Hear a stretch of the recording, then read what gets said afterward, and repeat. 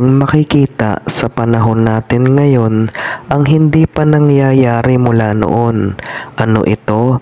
Ito ay ang napakaraming mga bansa na nagpaparada sa bawat mga kalsada upang parangalan nila si Kristo at handa silang salubungin ang muling pagbabalik ni Kristo. Iba't ibang mga uri ng mga relihiyon at mga grupo ang makikita natin. Maging pati ang mga grupo ng mga LGBT ay nagpaparada din at handa nilang salubungin ang muling pagbabalik ni Kristo. Isa sa mga nagpahintulot ng pangbuong mundong paradang ito ay ang tinatawag na organisasyon na Lucis Trust. Ano ang grupong Lucis Trust?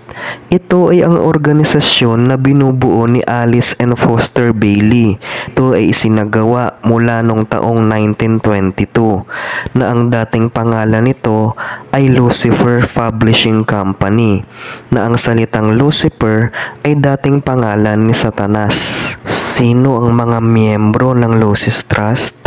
Sila ang pinakamayayaman na tao sa buong mundo, o kung tawagin ng iba ay mga elite.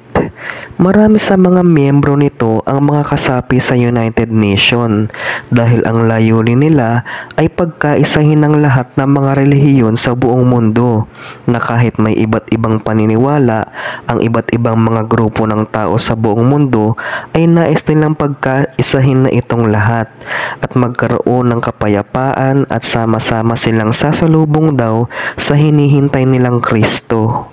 Atin munang pakinggan ang nag-viral na lumabas na kanilang chanting at dasal ng tinatawag na Society of Lucis Trust para isagawa nila ang pagbabalik ng hinihintay nilang ibang Kristo.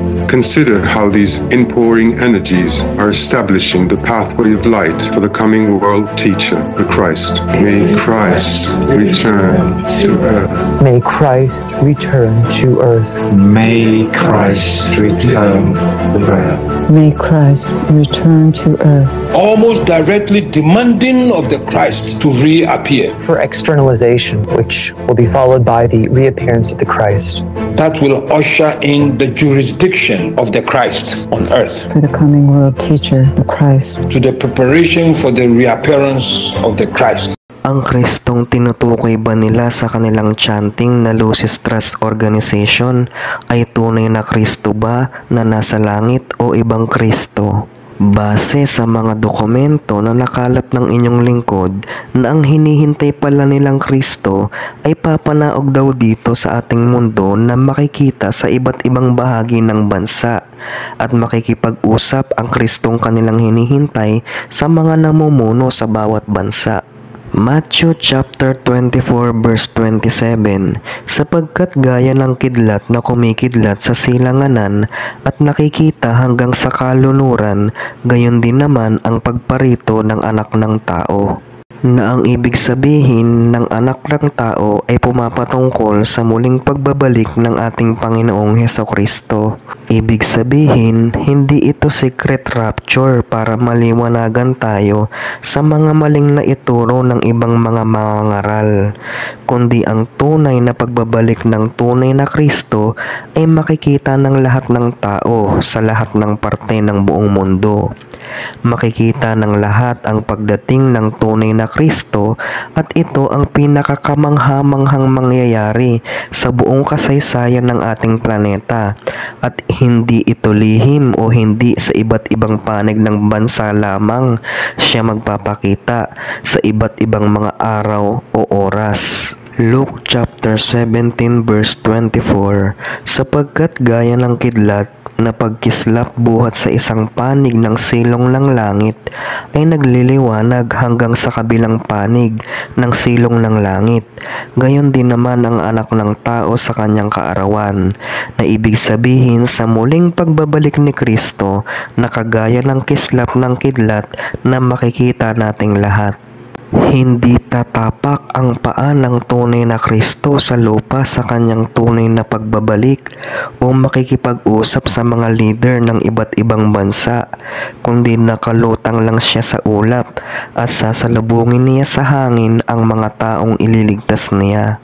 1 1 Thessalonians chapter 4 verse 17, kung magkagayon tayong nangabubuhay na nangatitira ay aagawing kasama nila sa mga alapaap upang salubungin ng Panginoon sa hangin at sa ganito'y sa Panginoon tayo magpakailanman. Ang gagawin din ng unang darating munang hindi totoong Kristo o pagkopya ni Satanas sa itsura ng tunay na Kristo ay pagkakaisahin niya ang lahat ng tao na may iba't ibang paniniwala at kahit ang masasamang tao ay hindi niya parurusahan kundi ipalalaganap niya ang peace sa buong mundo. Pananatilihin din ng huwad na Kristo na magtuloy-tuloy ang pamumuhay ng mga tao dito sa ating masamang sanlibutan at hindi niya gagawin ang sinasabi sa Biblia na ililigtas ang mga mabubuti at parurusahan ang mga masasama. 1 Thessalonians chapter 5 verse 3, pagka sinasabi ng mga tao kapayapaan at katiwasayan, kung magkagayoy darating sa kanila ang biglang pagkawasak na gaya ng pagdaramdam sa panganganak ng babaeng nagdadalang tao at sila'y hindi makatatanan sa anumang paraan. Ang pagdating mismo ni Satanas na nakikita ng mga tao sa anyong Kristo ay mabait ang kanyang gagawing pananalita. Siya din ay manggagamot muli sa mga may sakit kagaya ng unang ginawa ng tunay na Kristo nang narito pa siya sa ating mundo. Si Satanas din na anyong Kristo ay magpapakita ng mga kababalaghan na ano't magpapabasya ng apoy galing sa ulap. Revelation chapter 13 verse 13, at siya'y o si Satanas ay gumagawa ng mga dakilang tanda na ano't nakapagpapababa ng kahit apoy mula sa langit hanggang sa lupa sa paningin ng mga tao. Revelation chapter 13 verse 14, at nadadaya niya o ni Satanas ang mga nananahan sa lupa dahil sa mga tanda na sa kanya'y ipinagkaloob na magawa sa paningin ng hayop, na sinasabi sa mga nananahan sa lupa na dapat silang gumawa ng isang larawan ng hayop na mayroon ng sugat ng tabak at nabuhay.